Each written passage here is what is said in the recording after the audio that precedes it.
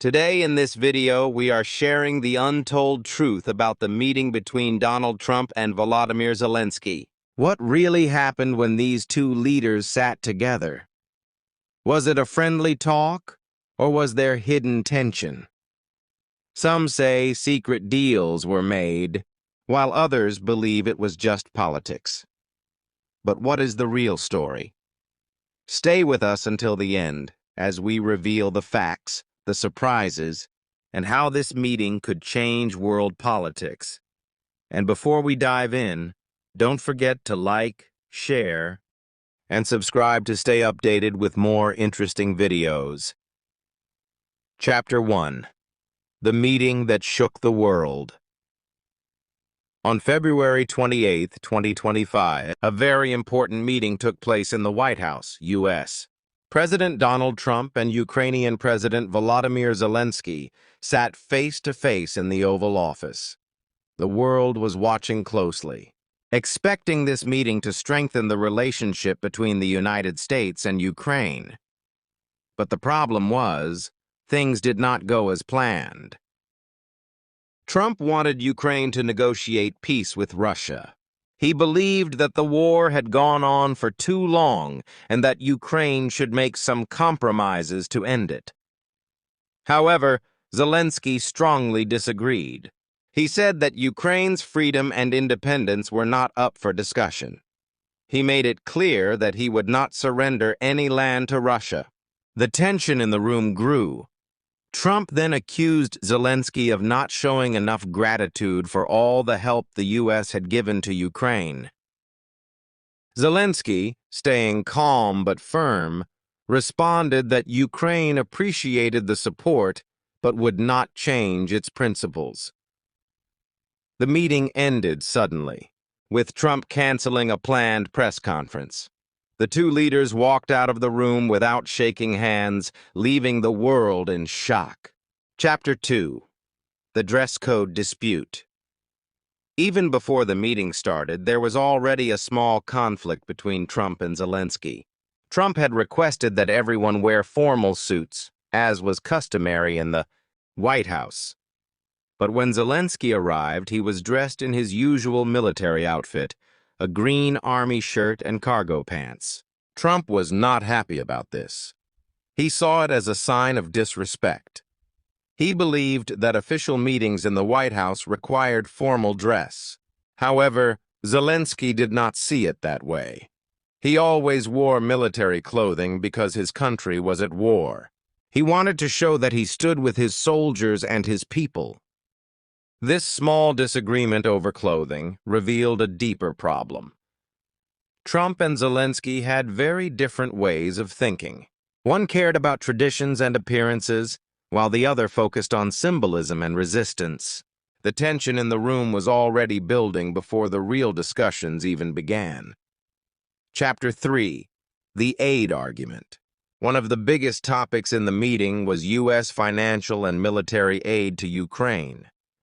Trump questioned whether all the money and weapons America had given Ukraine were really making a difference. He wanted proof that Ukraine was using the aid effectively and that it was not being wasted. Zelenskyy, on the other hand, was frustrated by this question. He reminded Trump that Ukraine was fighting for its survival. Without U.S. support, Russia would have an easier time advancing. He explained that every missile, tank, and dollar sent by the U.S. was being used to protect Ukraine from destruction. The argument became heated. Trump wanted Ukraine to be more open to negotiations with Russia. Zelenskyy, however, believed that giving in to Russia's demands would only make things worse. Their disagreement showed how difficult it was to find common ground. Chapter 4.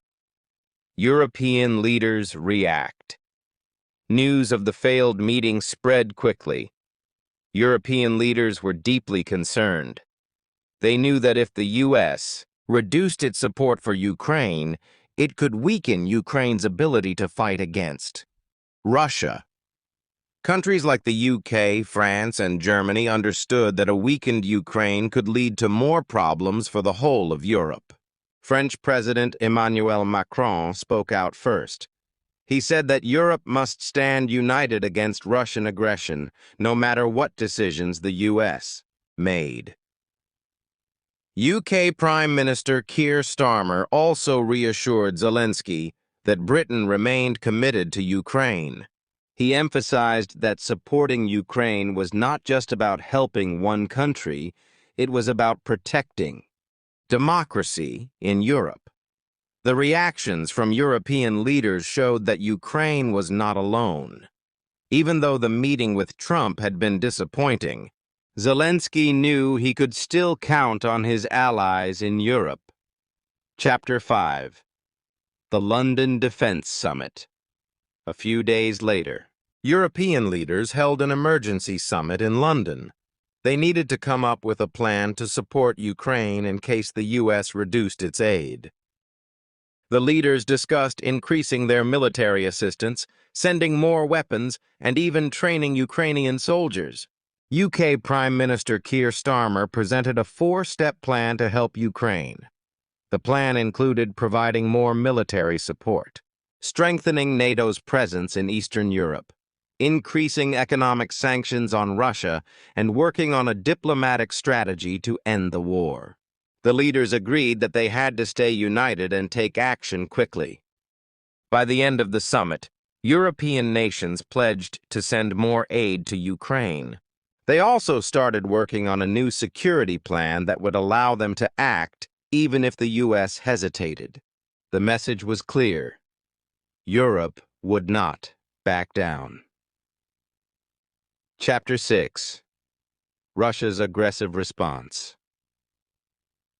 Meanwhile, Russia was closely watching all these developments. When the tensions between the U.S. and Ukraine became public, Russian President Vladimir Putin saw an opportunity. He believed that if the U.S. stepped back, Ukraine would become weaker.